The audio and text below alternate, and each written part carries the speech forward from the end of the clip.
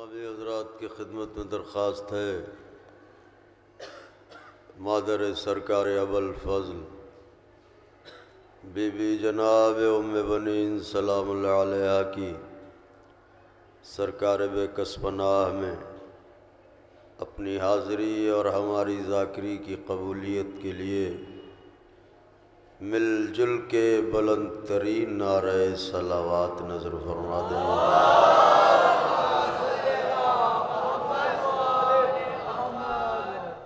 فاتحہ۔ بسم اللہ الرحمن الرحیم الرحمن الرحیم اهدنا الصراط المستقیم صراط الذین غیر المغضوب علیہم۔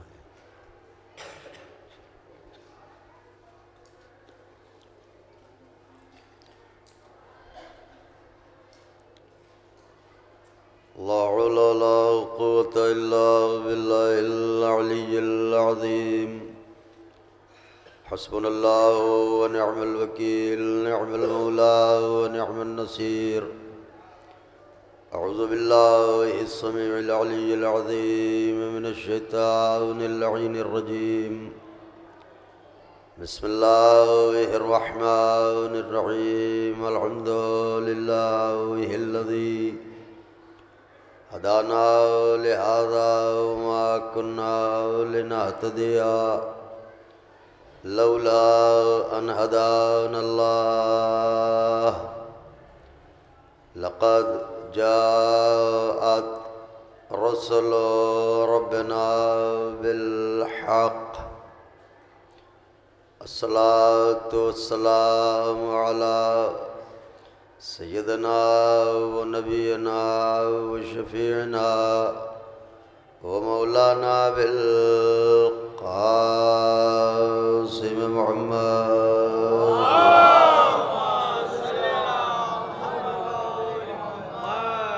و اہل بیتہ الطیبین الطاہرین المعصومین المظلومین المنتخبین الذين أذهب الله عنهم الرجس وطهرهم تطهيرا۔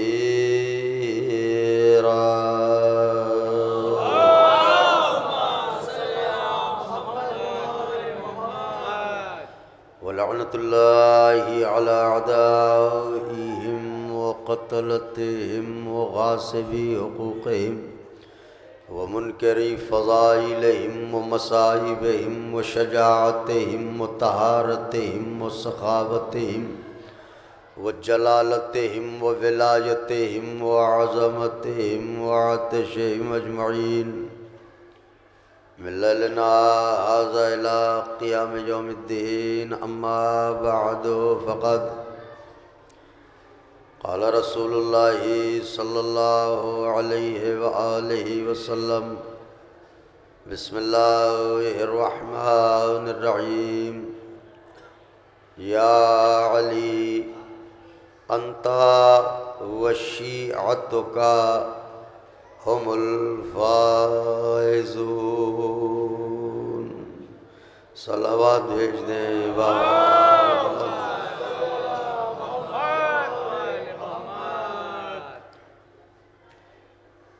بزرگان مذہب و ملت، برادران ایمانی، کرم ہے حضرات چہاردہ معصومین علیہم السلام کا، اور خصوصی صدقہ ہے شہزادی کونین بنت جناب رسول الثقلین مادر حسنین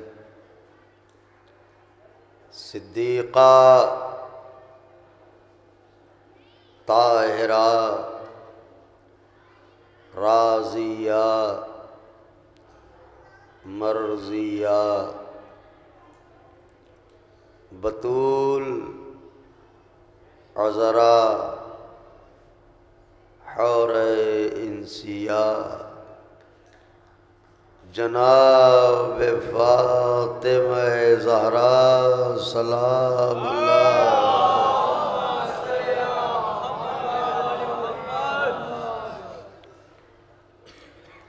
بی بی سلام اللہ علیہا کی نعلین پاک سے لپٹی ہوئی گرد کے ذروں کا تصدق ہے کہ کاتب تقدیر نے ہمارے دلوں پہ محمد،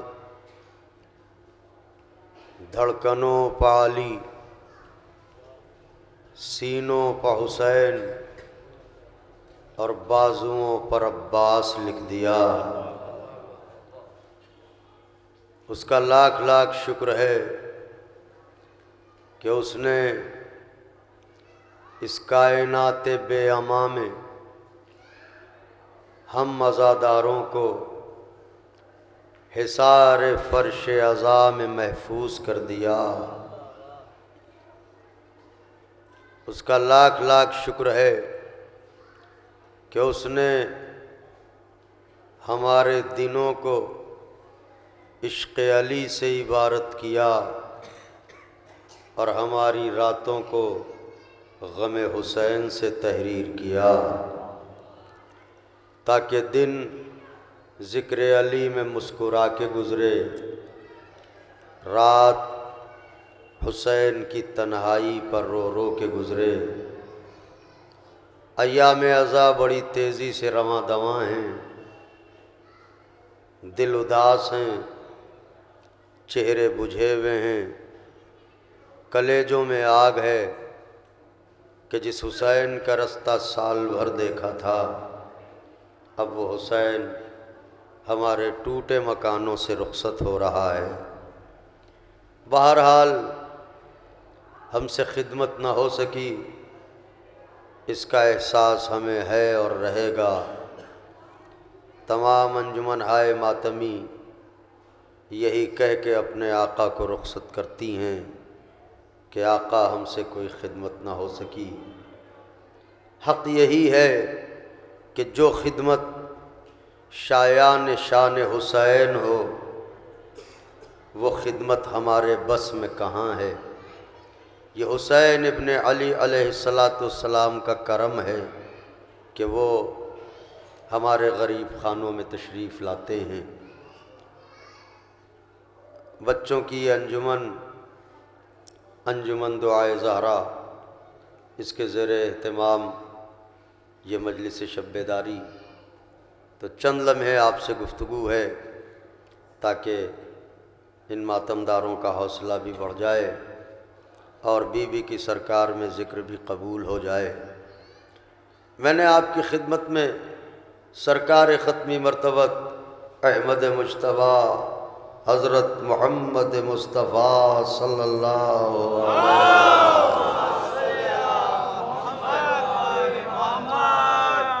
سرکار کا ارشاد گرامی نظر کیا، جس میں سرکار ارشاد فرماتے ہیں، بسم اللہ الرحمن الرحیم، یا علی انتا وشیعتک ہم الفائزون۔ یا علی، آپ اور آپ کے شیعہ کامیاب ہیں۔ صلوات بھیجیں تو عرض کروں آپ کی خدمت میں۔ اب بزرگوں کے لیے اور نئی عمر کے لوگوں کے لیے آغاز کلام میں یہ بات کہہ دوں کہ محمد اس ذات والا صفات کو کہتے ہیں کہ جو بولے تو پرورش لوح و قلم ہو۔ میں کچھ عرض کر رہا ہوں، سرکار بولے تو پرورش لوح و قلم ہو۔ سرکار وہ عظیم شخصیت ہیں کہ اگر سنگریزہ ہاتھ پہ آ جائے تو اس کی فطرت میں بولنا نہیں ہے، مگر ان کے ہاتھوں پہ آیا ہے تو بولنے لگے۔ اس کا مطلب یہ ہے کہ محتاج نطق و بیاں، فقیر سخن و لفظ ہم ہیں، محمد عربی نہیں۔ محمد کہتے ہی اسے ہیں کہ جس زبان میں زبان کھول دے اسے مالا مال کر دے۔ میں کچھ کہہ رہا ہوں ذرا غور فرمائیں. جس زبان میں زبان کھول دے اسے مالا مال کر دے.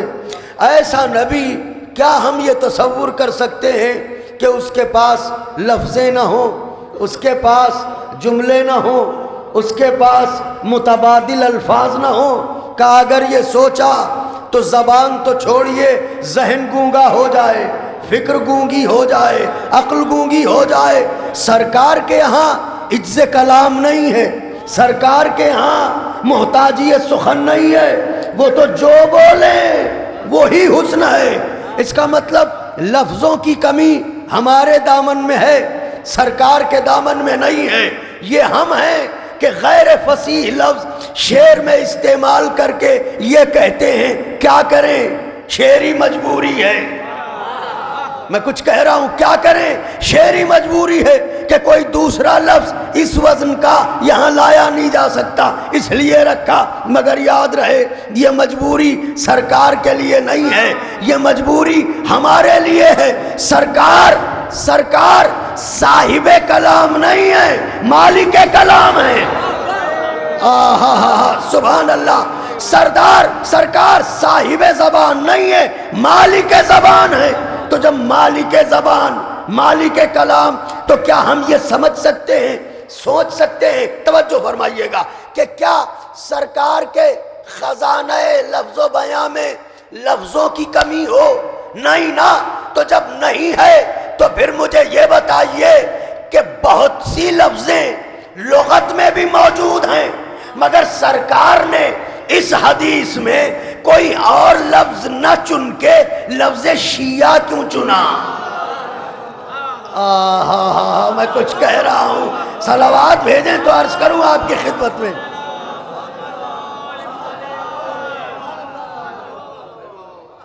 غور فرمائیے گا، بات بہت نازک ہے. بھئی کچھ اور نہ چن کے یہ لفظ شیعہ ہی کیوں چنا؟ سرکار کچھ بھی لفظ رکھ سکتے تھے یہاں پر، مگر نہیں، سرکار نے چنا لفظ شیعہ. حالانکہ بہت سی لفظیں ہیں کائنات میں، مگر سرکار نے جس لفظ کو منتخب کیا وہ لفظ ہے لفظ شیعہ. تو ایسا تو نہیں کہ سرکار کو ذاتی طور پہ یہ لفظ پسند ہو اس لیے چنا ہو. سرکار کو ذاتی طور پہ یہ لفظ پسند ہو اس لیے چنا ہو کہ بھئی ذاتی طور پر تو یہاں بات ہی نہیں ہو سکتی. کیوں؟ کہ اس لیے کہ قرآن کہہ رہا ہے ما ینطق عن الہوی ان ہوا الا وحی. میں کچھ کہہ رہا ہوں، ذرا غور فرمائیں. یا توجہ رکھیے گا، ذاتی طور پر یہاں بات ہی نہیں آئے گی. کیوں؟ کہ اس لیے کہ قرآن کہہ رہا ہے میرا حبیب تو کلام ہی نہیں کرتا جب تک کہ میری طرف سے وحی نازل نہ ہو. یعنی محمد وحی کہے جو وحی کہے، وحی سے ہٹ کے محمد کچھ نہ کہے.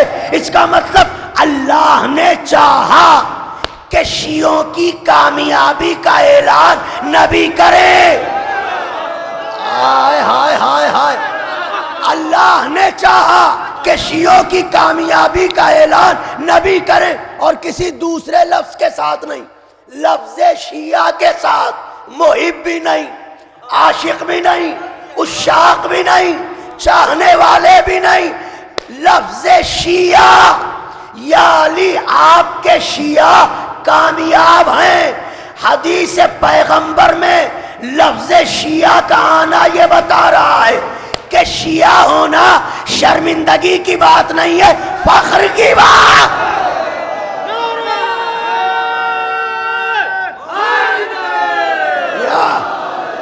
اب جو فقرہ کہنے جا رہا ہوں، عالم اسلام میں اگر 73 فرقے ہو چکے ہیں تو کوئی دیوبندی ہے، کوئی مالکی ہے، کوئی شافعی ہے، کوئی حنبلی ہے، کوئی وہابی ہے، وغیرہ وغیرہ وغیرہ. اگر 73 فرقے ہو چکے ہیں، میری طرف دیکھیے گا، تو انہی 73 فرقوں میں ایک فرقہ ہے شیعہ. ایک فرقہ ہے شیعہ. اللہ کا شکر ہے اگر کوئی غیر مسلم اسلام کے 73 فرقوں سے یہ پوچھے کہ تم میں کامیاب کون، تو سب چپ رہیں گے، اکیلا شیعہ.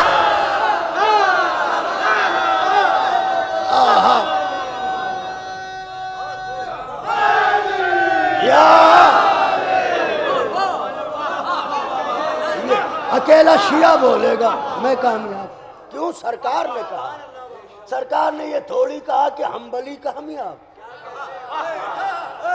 سرکار نے یہ تھوڑی کہا کہ دیوبندی کامیاب، ایک ہی لفظ آیا ہے اور خالی ہمارے یہاں نہیں ہے، آپ کے یہاں بھی ہے، یہ حدیث تو آپ کے ہاں بھی لکھی ہے، یا علی آپ کے شیعہ کامیاب ہیں، اس کا مطلب شیعہ ہونا ناکام ہونے کی دلیل نہیں،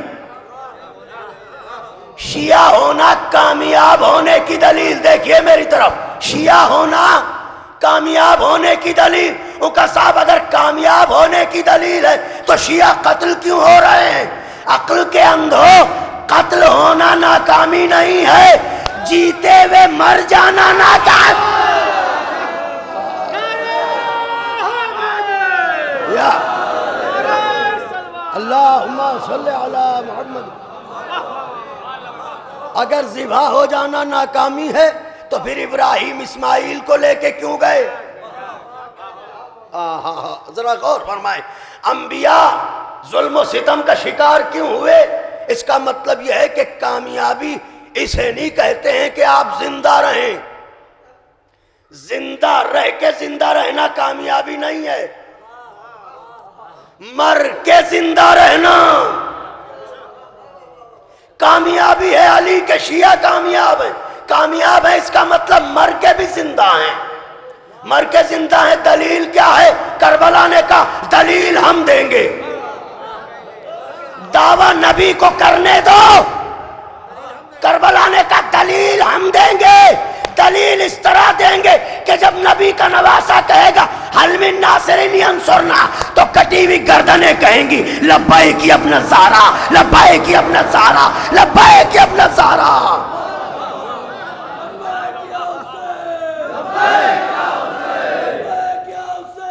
لبیک یا حسین، لبیک یا حسین۔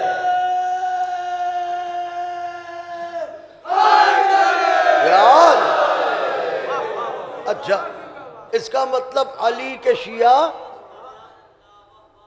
کامیاب ہیں، آپ خوش نہیں ہوئے اس بات پر؟ ارے آپ ہی تو کامیاب ہیں، آپ ہی کی تو بات کر رہا ہوں۔ علی کے شیعہ کامیاب ہیں، ان کا کیسے کامیاب ہیں؟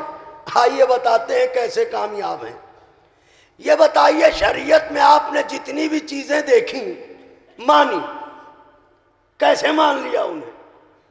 کہ بھئی ہم نے جو کچھ بھی مانا بربنائے اعتبار لب پیغمبر۔ سبحان اللہ، اب تو میں پڑھے لکھے لوگوں سے داد چاہتا ہوں۔ بربنائے اعتبار لب پیغمبر مطلب یہ ہے کہ قرآن کو اللہ کا کلام مانا، بربنائے اعتبار لب پیغمبر۔ یہ لب پیغمبر کا اعتبار ہی تو ہے جس نے قرآن کو اللہ کا کلام منوایا، ورنہ اللہ تو کسی قاری صاحب کے پاس آیا نہیں تھا، یہ ہے ہمارا قرآن۔ اللہ تو کسی حافظ جی کے پاس آیا نہیں تھا، یہ ہیں ہمارے سورے۔ جو کچھ بھی دیا نبی نے دیا۔ اب یہ اعتبار لب محمد ہے کہ جب اپنا کلام سنایا تو کہا حدیث، جب اس کا کلام سنایا تو کہا آیت۔ تو قرآن کیا ہے؟ اعتبار لب پیغمبر، یہ پیغمبر کی زبان کا اعتبار ہے، یہ شاعری نہیں ہے، شعر کسی کا نام ہمارا۔ میں کیا کہہ رہا ہوں آپ غور ہی نہیں فرما رہے۔ یہ شاعری نہیں ہے، شعر کسی کا، نام ہمارا، کلام کسی کا، شہرت ہماری نہیں، یہ اعتبار لب پیغمبر ہے۔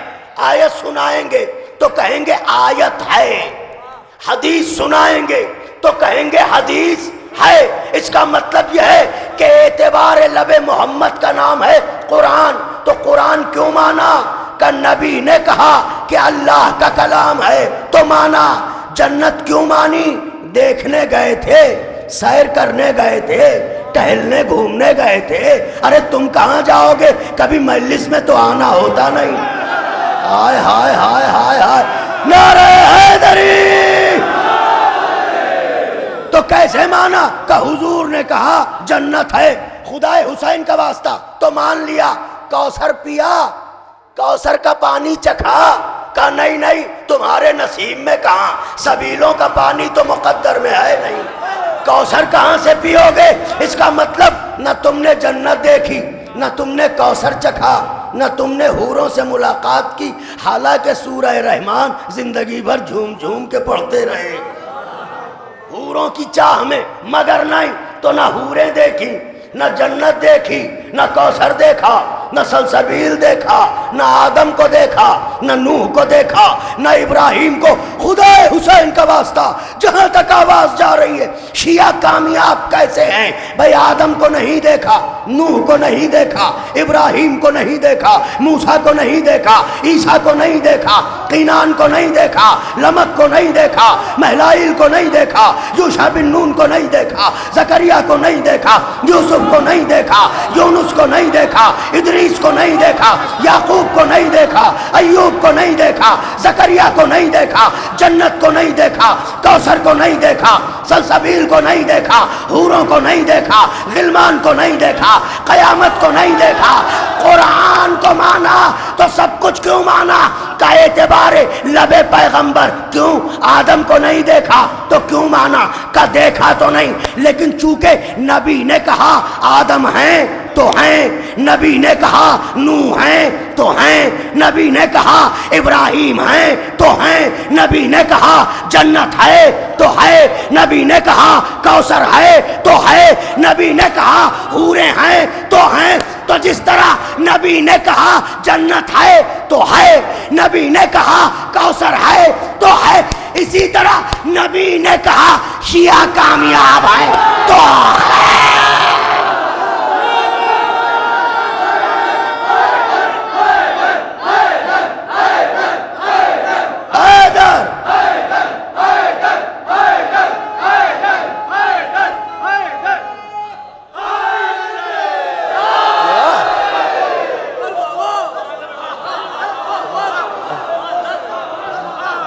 اسی طرح سرکار نے کہا شیعہ کامیاب ہیں۔ اگلا فقرہ کہیے تو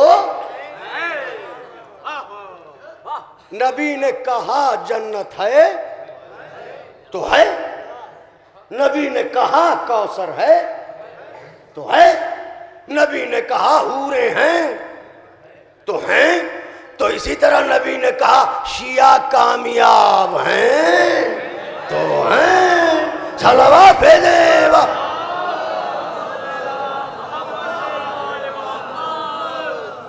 یہ تو اعتبار لب پیغمبر کی بات ہے، جب سرکار نے کہہ دیا تو کامیاب ہیں۔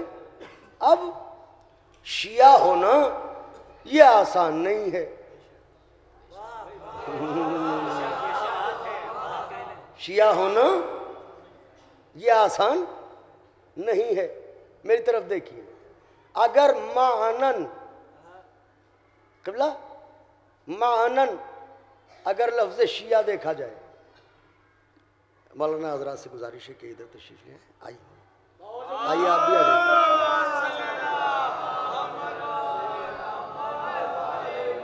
ایک اور صلوات پڑھ دیں۔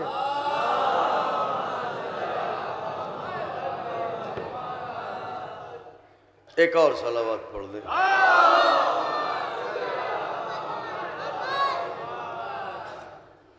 میں بات کہنا چاہ رہا ہوں، اپنے بزرگوں سے دعائیں چاہوں گا۔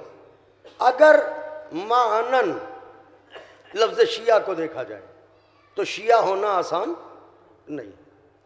دیکھیں، دو نوعیتیں ہوتی ہیں، ایک عرف عام اور ایک معرض خاص۔ آپ نے غور فرمایا؟ جیسے مثال کے طور پہ معنن اگر قبلہ دیکھیں تو قبلہ اسے کہتے ہیں جس کی طرف رخ کر کے نماز پڑھا جائے۔ میں کچھ کہہ رہا ہوں۔ اور عرف عام میں اگر دیکھیں تو بلال کاظمی کو بھی لوگ کہتے ہیں آئیے قبلہ۔ تو اب میں کیا قبلہ ہو گیا؟ کیا آپ مجھے آگے کھڑا کریں گے پھر میرے پیچھے نماز پڑھیں گے؟ وہ کہا نہیں صاحب۔ تو ہر لفظ کے دو معنی ہوتے ہیں، ایک معنی عام، معنی عام، اور ایک معنی خاص۔ عرفاً قبلہ ہمیں بھی کہتے ہیں، آپ کو بھی کہتے ہیں، سرکار ہمیں بھی کہتے ہیں، آپ کو بھی کہتے ہیں، لیکن اگر معنی پوچھا جائے کہ سرکار آپ کے ہاں کون ہے یو پی میں، تو کس کا نام لیا جائے گا؟ اس کا مطلب یہ ہے کہ ہر لفظ دو صورتیں رکھتا ہے معنی کی، ایک وہ جو عرف عام کے لیے ہو اور ایک وہ جو معنی خاص ہو۔ بات تو واضح ہو گئی نا؟ اسی طریقے سے عرف عام میں اگر شیعہ کہیں تو پھر تو ہم جیسے لوگ بھی کھڑے ہیں صف میں،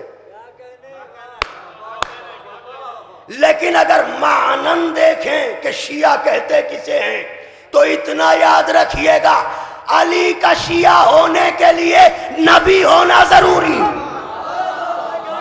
آپ نے غور ہی نہیں فرمایا میں کیا کہہ رہا ہوں، کیسے پڑھوں میں؟ اللہ اکبر۔ علی کا شیعہ ہونے کے لیے ابھی بات واضح نہیں ہوئی، بات انشاءاللہ پہنچ جائے گی تو بزرگ بھی خوش ہو جائیں گے۔ عرف عام میں تو ہم بھی شیعہ ہیں، لیکن اگر معنی خاص دیکھیں تو علی کا شیعہ ہونے کے لیے نبی ہونا ضروری، پھر علی ہونا کتنا بلند ہوگا۔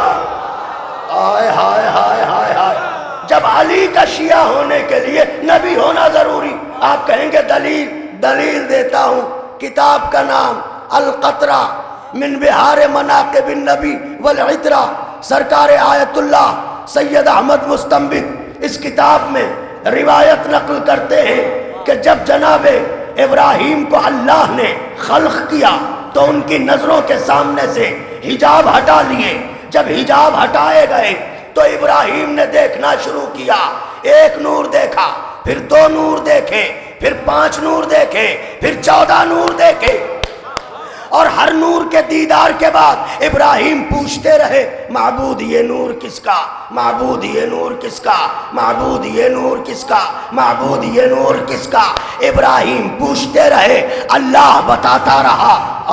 اللہ اکبر، ابراہیم پوچھتے رہے، اللہ بتاتا رہا۔ یعنی آج فضائل اس طرح برپا ہو رہے تھے، ابراہیم سن رہے تھے، اللہ سنا رہا تھا، ابراہیم سامع تھے، اللہ ذاکر اس میں پنجتن تھا۔ یہ محمد ہے، یہ علی ہے، یہ فاطمہ ہیں، یہ حسن ہیں، یہ حسین ہیں، یہ زین العابدین، یہ محمد باقر، یہ جعفر صادق، یہ موسی کاظم، یہ علی الرضا، یہ محمد تقی، یہ علی النقی، یہ حسن عسکری، یہ ان کا آخری بیٹا جو غیب میں جائے گا۔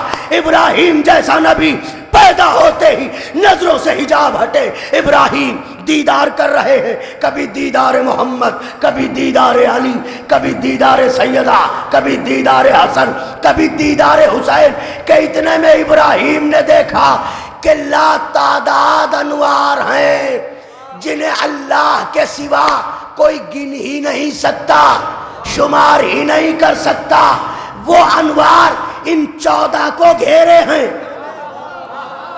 خدا حسین کا واسطہ ان 14 کو گھیرے ہیں۔ ابراہیم نے تڑپ کے کہا پروردگار اب تو اتنے نور دیکھ رہا ہوں جنہیں تیرے سوا کوئی گن نہیں سکتا، یہ کون ہیں؟ آواز قدرت آئی، ابراہیم انہیں پہچان لو، یہ ہیں علی کے شیعہ۔ ہائے ہائے ہائے ہائے ہائے، یہ ہیں علی کے شیعہ۔ ابراہیم نے تڑپ کے کہا معبود ان کی پہچان کیا ہے؟ اللہ نے 4 پہچانیں بتائیں، وہ کسی اور موقع پر یہ پہچان، یہ پہچان، یہ پہچان، یہ پہچان۔ جیسے ہی ابراہیم نے سنا، ابراہیم نے تڑپ کے کہا پروردگار تو مجھے بھی علی کا شیعہ بنا دے۔ ابراہیم نبی ہیں، رسول ہیں، اولو العزم ہیں، صاحب شریعت ہیں، اللہ کے دوست ہیں، یہ سب کچھ ہیں، مگر جو شیعہ نے علی کا جلوہ دیکھا تو تڑپ کے کہا معبود ہمیں بھی علی کا شیعہ بنا دے۔ امام صادق فرماتے ہیں کہ چونکہ ابراہیم کی دعا اللہ نے قبول کر لی تھی، اسی لیے قرآن میں اعلان کیا وَإِنَّ مِن شِيَّتِهِ لَإِبْرَاہِيمَ، اور ابراہیم تو علی کے شیعوں میں تھا۔ اللہ صلوات بھیجے تو عرض کروں آپ کی خدمت میں،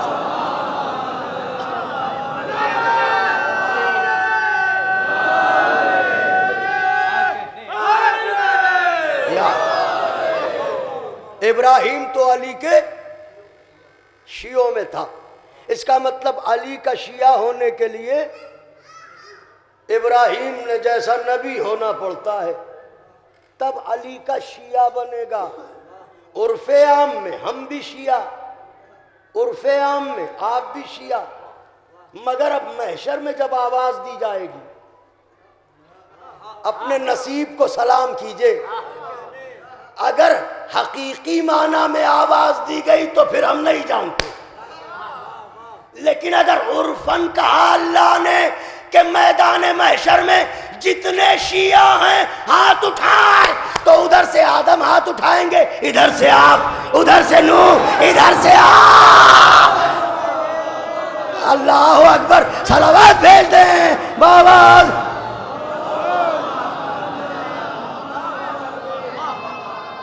یہ ہے علی کا شیعہ ہونا۔ اللہم صلی علی محمد۔ علی کا شیعہ ہونا فخر کی بات ہے۔ اب ہم تو محب ہو جائیں تو بڑی بات ہے، ہم ان کے چاہنے والے ہو جائیں تو بڑی بات ہے۔ بات کو منزل کی طرف لا رہا ہوں، بس توجہ رکھیے گا۔ معنوی طور پہ صلوات ارشاد فرمائے تو بات عرض کروں۔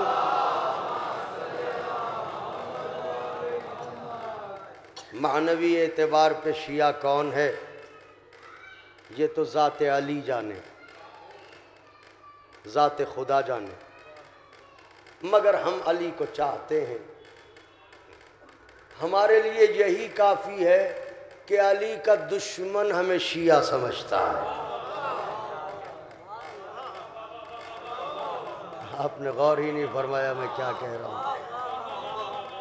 ہمارے لیے یہی کافی ہے کہ ہمیں علی کا دشمن شیعہ سمجھتا ہے۔ توجہ رکھیے گا،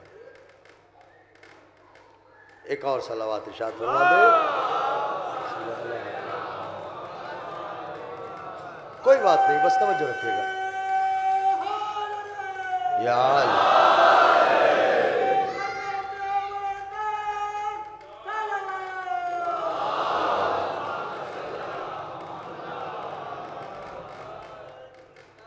شیعہ ہونا تو بہت بڑی بات ہے۔ اے کاش کہ ان کے غلاموں کی غلامی مل جائے۔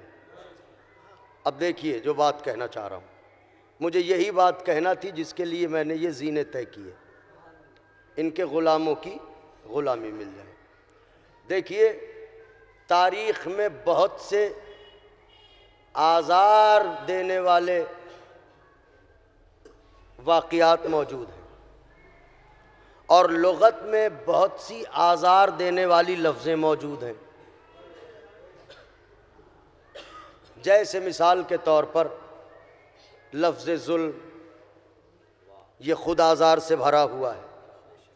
لفظ ستم، یہ خود آزار سے بھرا ہوا ہے۔ لفظ کرب، یہ خود آزار سے بھرا ہوا ہے۔ تو بہت سی لفظیں ایسی ہیں لغت کے اندر کہ جو آزار سے بھری ہوئی ہیں، مگر ایک ایسا آزار سے پر لفظ کہ جس میں آزار کے ساتھ ساتھ احساس کمتری بھی ہو۔ بہت نازک بات کہنا چاہتا ہوں، میں بہت محتاط لفظ صرف کر رہا ہوں، توجہ مشروط ہے۔ ایذا کے ساتھ، تکلیف کے ساتھ، پریشانیوں کے ساتھ احساس کمتری بھی اس میں موجود ہو، وہ لفظ ہے لغت میں غلامی۔ وہ لفظ کیا ہے؟ غلامی۔ غلامی ایک ایسا لفظ ہے جو حضرات باہر تشریف فرما ہیں وہ بھی غور کریں گے جو بات میں کہہ رہا ہوں۔ غلامی نوجوان بھائیوں بزرگوں، ایک ایسا لفظ ہے کہ جو آزار کے ساتھ ساتھ ذلت و رسوائی سے بھرا ہوا ہے۔ تاریخ غلامی جن کی نظروں میں ہے وہ یہ جانتے ہیں کہ مر جانا آسان ہے، غلام ہونا دشوار ہے۔ مر جانا آسان ہے، غلام ہونا دشوار ہے۔ غلام ہونے کا مطلب یہ ہے کہ اب ہم ایسے ذلیل ہو گئے کہ ہمارے نفس کی قیمت کسی بازار میں نہیں ہے۔ اللہ اکبر، ہمارے نفس کی قیمت اب کسی بازار میں نہیں ہے۔ تو تصور غلامی احساس کمتری سے بھرا ہوا، تصور غلامی رسوائیوں کے احساس سے بھرا ہوا، یعنی ہر ذلت برداشت کرنے کو تیار ہیں مگر ذلت غلامی برداشت کرنے کو تیار نہیں ہے۔ دلیل یہ ہے کہ اگر اپنے سماج میں آپ کسی کو پکڑ کے یہ کہیں اما آپ تو فلاں کے غلام ہو رہے ہیں، تو وہ آپ سے لڑنے بھیڑنے کو تیار ہو جائے گا۔ ذرا حیثیت میں رہ کے بات کیجئے، کسی کا دیا کھاتے ہیں کیا؟ ہم کسی کی غلامی نہیں کرتے۔ اس کا مطلب لفظ غلامی ایک ایسا رسوائیوں کے احساس سے بھرا ہوا لفظ ہے کہ سماج کا پست سے پست ترین انسان اپنے لیے غلام ہونا پسند نہیں کرتا۔ کسی کو کہہ دیجئے غلام ہو رہے ہو، آپ سے لڑنے لگے گا، مگر یاد رکھیے گا یہ ہے دنیا کی غلامی، جس کے مقابل آدمی مرنا پسند کرتا ہے، غلامی پسند نہیں کرتا۔ مگر میں دیکھتا ہوں بڑے سے بڑا بادشاہ اس دروازے پہ آ کے کہتا ہے اپنا غلام بناؤ، اپنا غلام بناؤ۔ اللہ اکبر، اسی دروازے پہ آ کے کہتا ہے اپنا غلام بناؤ حسین، اپنا غلام بناؤ یا علی، اپنا غلام بناؤ یا مولا سجاد۔ یا آخر کیوں جب غلامی رسوائیوں کے احساس سے بھرا ہوا ہے، بھری بھی ہے، تو پھر یہ یہاں آ کے تمنائے غلامی کیوں؟ ہمیں غلامی میں لے لو، ہمیں غلامی میں لے لو، ہمیں غلامی میں لے لو۔ اس سے نازک بات کہوں، ایک خاتون کا کنیز ہونا 1000 بار قتل ہونے کے برابر ہے۔ میں کچھ کہہ رہا ہوں، ایک خاتون کا کنیز ہونا 1000 بار قتل ہونے سے زیادہ ہے۔ مگر عجیب دروازہ ہے، باپ خود اپنی بچی کو لے کے آتا ہے، حضرت اپنی کنیزی میں لے لو، اپنی کنیزی میں لے لو، اپنی کنیزی میں لے لو۔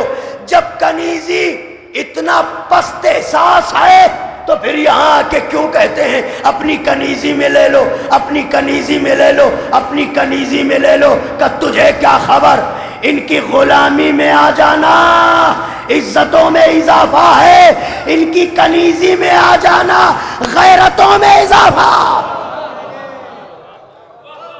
جو یہاں کا غلام بن جائے اس کی عزتیں محفوظ ہو گئیں، جو یہاں کی کنیز ہو جائے اس کی غیرتیں محفوظ ہو گئیں۔ اب یہاں پر غلامی فخر سے کیوں مانگی جاتی ہے؟ دیکھیے گا میری طرف، بات کو تمام کر رہا ہوں۔ یہاں پر غلامی فخر سے کیوں مانگی جاتی ہے؟ غلامی دے دو، اپنی غلامی میں لے لو۔ سبب کیا ہے؟ دوسری جگہوں کی غلامی پر موت آ رہی ہے۔ اگر بات یاد رہ جائے تو دعاؤں میں نواز دیجیے گا۔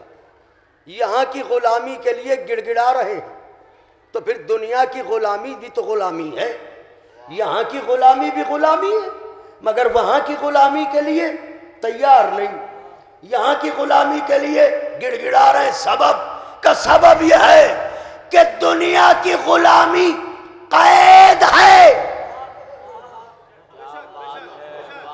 میں داد چاہتا ہوں اس فقرے پر، دنیا کی غلامی قید ہے، یہاں کی غلامی آزادی ہے۔ ہائے ہائے ہائے، دنیا کی غلامی قید ہے، یہاں کی غلامی آزادی۔ آپ کہیں گے دلیل؟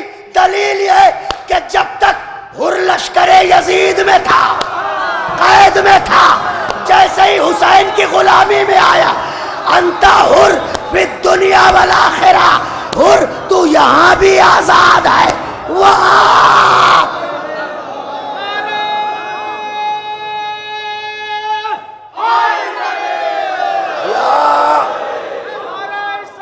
اللہم صلی علی۔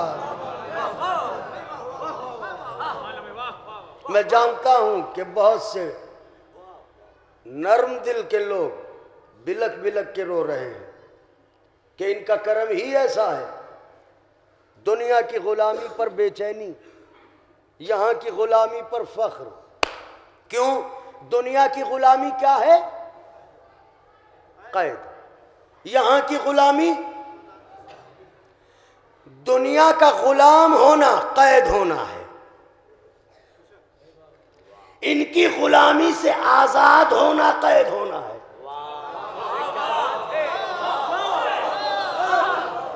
اب اگر پڑھا لکھا مجمع مل جائے اور بات نہ کی جائے جب بھی تو تکلیف ہوتی ہے۔ دنیا کا غلام ہونا قید ہونا ہے، ان کی غلامی سے آزاد ہونا۔ دلیل سنیے، دلیل کیا ہے؟ میں سوال کرتا ہوں، ایک قیدی کی زندگی کی سب سے بڑی خوشی کیا ہے؟ ذرا مل کے بول دیجئے۔ ایک قیدی کی زندگی کی سب سے بڑی خوشی کا نام ہے آزادی، یعنی اس سے بڑی خوشی کا تصور ہی نہیں ہے اس کے لیے کہ وہ آزاد ہو جائے۔ اس کا مطلب قیدی جب آزاد ہوتا ہے وہ ہوتی ہے سب سے بڑی خوشی۔ میں نے کہا دنیا کی غلامی ہے قید، ان کی غلامی سے آزادی ہے قید۔ یہ فطرت ہے قیدی کی، قیدی خوش ہوتا ہے آزاد ہو کے، قید ہو کے نہیں۔ ان کی غلامی سے آزادی قید ہے۔ آپ کہیں گے دلیل یہ ہے کہ سائل نے سوال کیا مولا روٹی دے دو، کہ دے دے قمبر، کہ روٹی اونٹ پہ ہے، کہ اونٹ دے دے، کہ اونٹ قطار میں ہے، کہ قطار دے دے۔ مہار چھوڑی، الگ ہٹ کے کھڑے ہو گئے، قمبر مہار کیوں چھوڑ دی؟ کہ دریائے سخاوت جوش میں تھا۔ اگر میں کہتا مہار میرے ہاتھوں میں ہے، علی کہہ دیتے تو بھی جا۔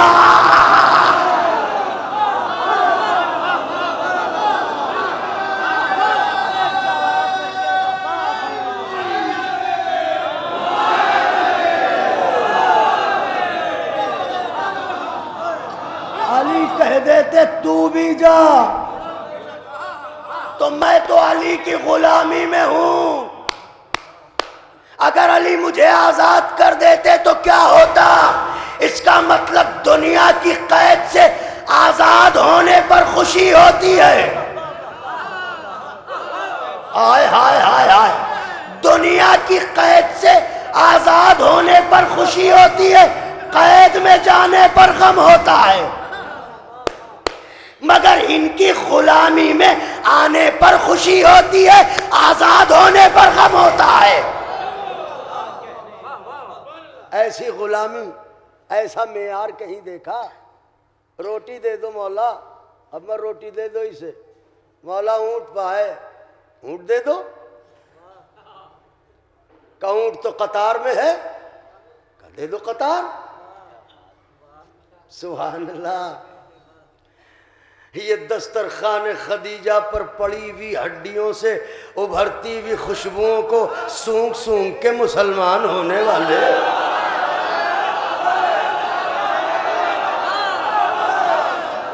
نعرہ حیدری!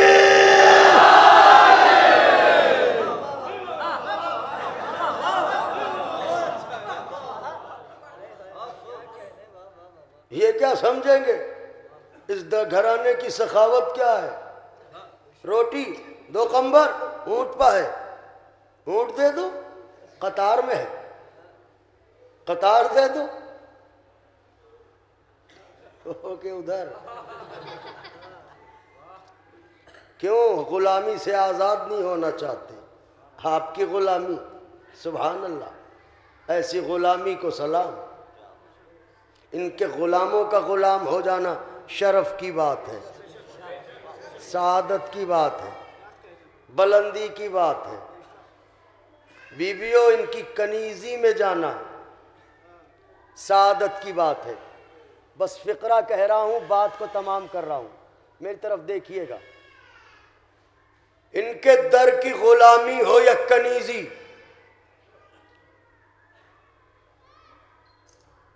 ان کے در کی غلامی ہو یا کنیزی، تاج شاہی سے بہتر۔ دلیل سن لیجئے، بات کو تمام کر دوں۔ ان کے در کی غلامی ہو یا کنیزی، تاج شاہی سے بہتر۔ آپ کہیں گے دلیل؟ دلیل یہ ہے، اگر ان کی کنیزی تاج شاہی سے بہتر نہ ہوتی تو فضہ حبش کی ملکہ ہونے کے بعد کبھی ان کی کنیز نہ ہوتی۔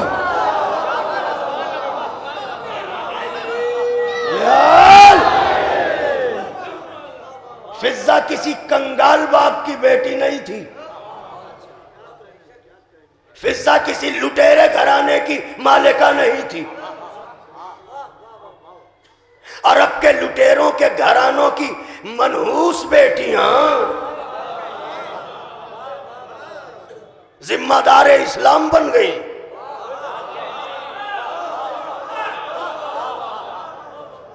غور کرنے کی بات ہے، فضہ ملکہ ہیں، حبش کی ملکہ ہیں، مگر کنیزی، در زہرا کی کنیزی، در علی کی کنیزی۔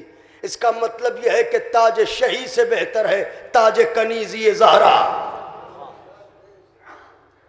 تو پھر بادشاہ ہونے سے بہتر ہے ذرہ در بوتراب کو ماتھے پر سجا لینا۔ خاک در ابو تراب وہ غازہ جبیں ہے جو فقط دنیا میں نوید سلطانی نہیں دیتا، آخرت میں بھی سلطان بنا کے رکھتا ہے۔ مگر اس دروازے کی خاک عقیدت کے ساتھ سر پر سجائی تو جائے۔ ان کا شیعہ ہونا تو بہت بڑی بات ہے، ان کا کوئی غلام ہو جائے تو بیڑا پار ہو جائے۔ اللہ اکبر۔ غلام وہ بھی در علی کا، ان کا غلام ہونا آزاد ہونا ہے، ان کی غلامی سے آزاد ہونا قید ہونا ہے۔ اسی لیے فرمایا تھا حر، تیری ماں نے تیرا کیا نام رکھا ہے؟ حر۔ تو یہاں بھی آزاد ہے، تو وہاں بھی آزاد ہے، یہاں بھی حر ہے، وہاں بھی حر ہے۔ یہ حسین کا کرم، یہ ہے حسین کا انتہائی کرم، جو حر حسین کو گھیر کے کربلا میں لایا۔ ذرا فطرت کی میزان پر تول کے دیکھیے کہ اگر کوئی شخص آپ کو گھیر کے قتل گاہ تک لائے اور پھر وہ آپ سے معافی مانگنے آئے، کیا آپ اسے معاف کر دیں گے؟ آپ سب سے پہلے اسے ٹکڑے ٹکڑے کریں گے کہ پہلے مجھے مقتل میں لے آیا، اب معافی مانگ رہا ہے۔ مگر اللہ کرم حسین کہ اب جو حر آیا تو حسین نے یہ نہیں کہا کہ حر کس منہ سے معافی مانگنے آیا ہے۔ جیسے ہی قدموں پر گرا، حر کو اٹھایا، کلیجے سے لگایا، آواز دی، حر میں نے بھی معاف کیا، میرے خدا نے بھی معاف کیا۔ اور جب آیا تھا تو اپنے دونوں ہاتھ بندھوا لیے تھے، اپنے بیٹے سے کہہ کے کہ میں مجرم ہوں۔ مجرم کھلے ہاتھوں سے نہیں جاتے، بندھے ہاتھوں سے جاتے ہیں۔ حسین نے جیسے ہی حر کے بندھے ہاتھ دیکھے، آگے بڑھے، سب سے پہلے حر کے بندھے ہاتھ کھولے، کہے حر ہاتھوں کو باندھ کے میری بارگاہ میں کیوں آیا ہے؟ میں ہاتھوں کو جوڑ کے عرض کروں گا آقا، ارے غلام کے بندھے ہوئے ہاتھ نہ دیکھے گئے۔ ہائے زینب، آئے ام کلثوم،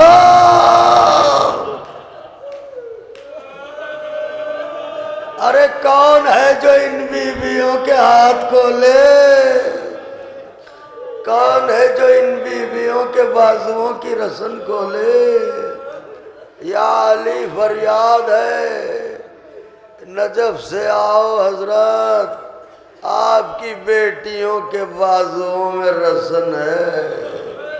آئے زینب، شاید یہی وجہ تھی کہ جب حسین چلنے لگے تو زینب نے تڑپ کے کہا بھیا ذرا اپنا گلا بڑھاؤ۔ حسین نے جو گلا بڑھایا زینب نے بوسہ لیا۔ حسین نے تڑپ کے کہا بہنا یہ کیا کیا؟ کہا اماں نے دنیا سے جاتے وقت کہا تھا زینب میرے حسین کے گلے کو میری طرف سے چوم لینا کہ اس پر خنجر چلے گا۔ بس جیسے ہی یہ کہا حسین نے سر جھکایا، آنسوؤں کو پوچھ کے کہا تو پھر زینب مجھے بھی اماں کی ایک وصیت یاد آئی، ذرا اپنے بازوؤں کو تو بڑھاؤ۔ اب جو زینب نے بازو بڑھائے حسین نے بوسے لیے۔ ماں جائے یہ کیا کیا؟ اماں نے کہا تھا حسین انہی بازوؤں میں رسا۔ اجرکم علی اللہ۔ خوب روئے، خوب تڑپے، خوب پرسا دیا، بلند ہو گئیں آوازیں۔ خدا کسی غم میں نہ رلائے سوائے غم مظلوم کربلا کے، گھر گھر ماتم، گھر گھر مجلس، گھر گھر شب داری، وہ انجمنوں کا رات رات بھر ہائے حسین، ہائے حسین، ہائے حسین۔ اب یہ آوازیں کہاں؟ ارے حسین کی ماں ادھر سے گزرتی ہوگی تو دعائیں دیتی بھی گزرتی ہوگی، میرے پروردگار میرے لال کے چاہنے والوں کو سلامت رکھنا۔ اداس ہیں عزادار کہ حسین جانے والے ہیں، اے میرے مولا کوئی خدمت نہ ہو سکی۔ یہ ٹھنڈک کا موسم، مائیں اپنے بچوں سے بے خبر نہیں رہتی۔ کسی ماں کا کوئی چھوٹا بچہ ٹھنڈک کی رات میں دیر تک گھر میں نہ آئے تو پوچھئے کہ ماں کا کیا عالم ہوگا، مگر آئے حسین کا محرم، ننھے ننھے بچے رات رات بھر یاد حسین، مگر ماؤں کو عجب اطمینان ہے۔ ارے اصغر کی ماں رباب میرے بچوں کی حفاظت کرے گی۔ تڑپ کے رویا کیجئے، آوازوں کو بلند کر کے رویا کیجئے۔ بی بی کی کنیزوں ایسے رویا کریں کہ جیسے آپ کے گھر سے جنازہ اٹھا ہو، بڑی احتیاط سے بیٹھا کریں، پتہ نہیں کس کے پہلو میں کون سی اجڑی ہوئی بی بی بیٹھی ہوئی بین کر رہی ہو، آئے میرا حسین، آئے میرا غریب۔ اجرکم علی اللہ، اجرکم علی اللہ۔ صرف ایک روایت پڑھوں گا، مجلس کو تمام کر دوں گا۔ خدا کسی غم میں نہ رلائے سوائے غم مظلوم کربلا کے۔ روایت بہت نازک ہے مگر چونکہ رونے والے بیٹھے ہیں اس لیے روایت پڑھے دیتا ہوں۔ کمزور دل کے لوگوں سے معافی چاہتا ہوں، روایت پڑھنے کی اجازت چاہتا ہوں۔ ننھے بچے بھی بیٹھے ہیں، ماؤں کی گودیوں میں بچیاں بھی ہوں گی۔ چھوٹے بچوں یہ تمہارے رونے کا مرحلہ آ رہا ہے، تڑپ کے رونا۔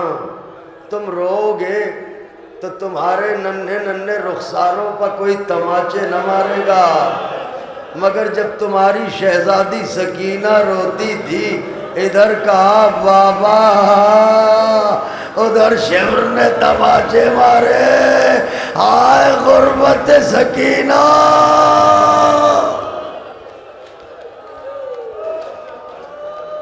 بی بی جزا دے، کیا روتے ہیں، ایسے ہی چلا کے رویا کیجئے۔ ایک روایت سوگوارو مجلس کو تمام کرتا ہوں، جو حضرت کے عزادار باہر کھڑے ہیں تڑپ کے رو لیں۔ ایک روایت، شاید روایت نازک ہے مگر میں کوشش کرتا ہوں کہ پڑھ لے جاؤں۔ ایک دن قید خانے میں سکینہ نے اپنے بھائی سجاد سے پوچھا، بھیا، ہاں سکینہ، یہ تو بتاؤ بھیا، پیاس کی کتنی قسمیں ہوتی ہیں بھیا؟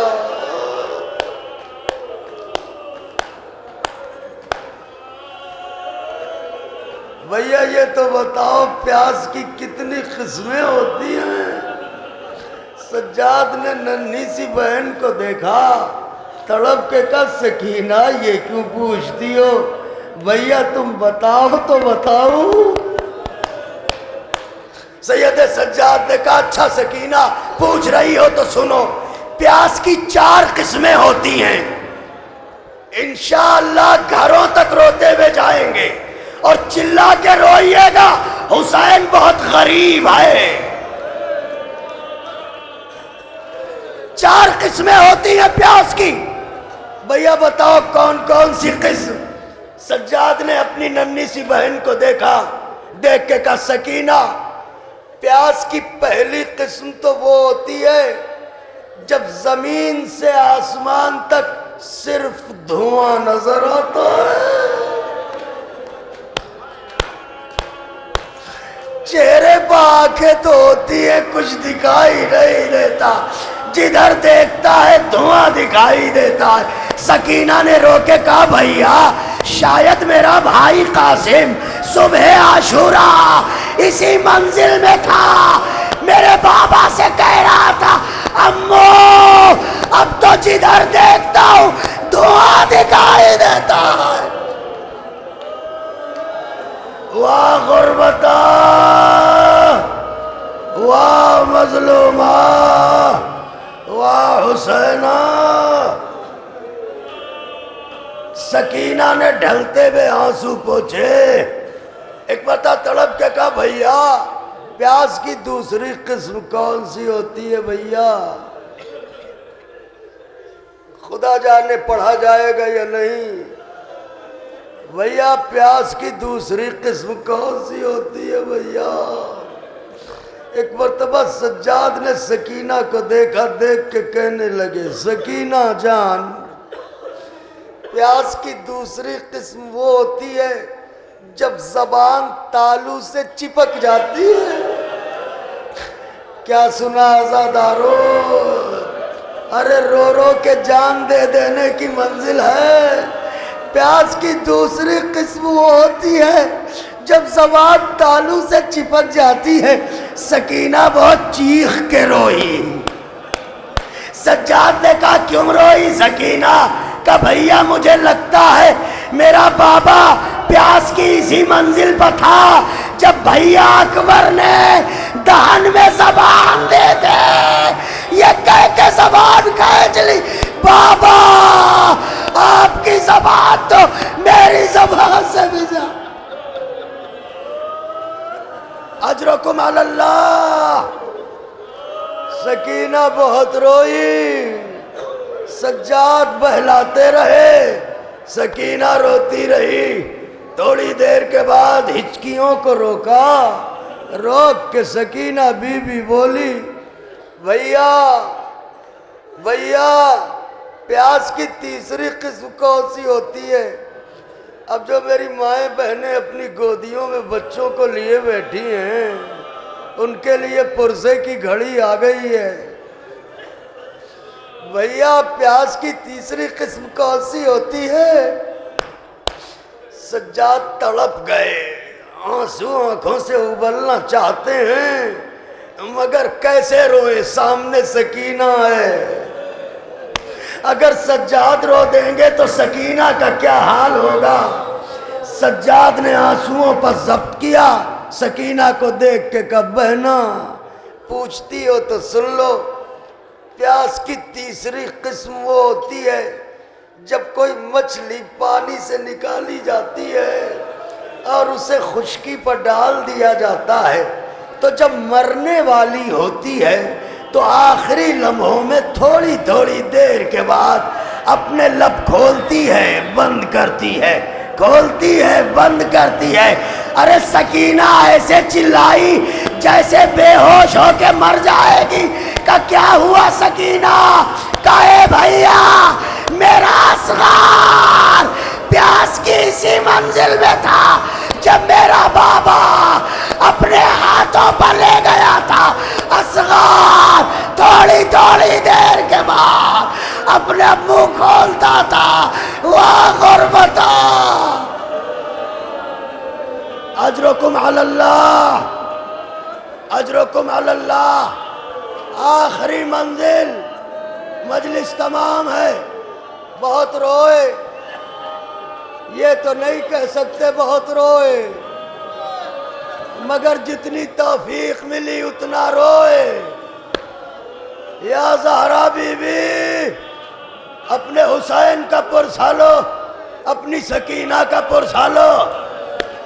پیاس کی پہلی منزل سب دھواں نظر آتا ہے، پیاس کی دوسری منزل زبان تالو سے چپک جاتی ہے، پیاس کی تیسری منزل صرف لب کھلتے ہیں۔ بھیا جب اصغر کو بابا لے گئے تھے تو میں نے گہوارے میں دیکھا تھا، تھوڑی تھوڑی دیر کے بعد اصغر کے لب کھلتے تھے، بند ہو جاتے تھے۔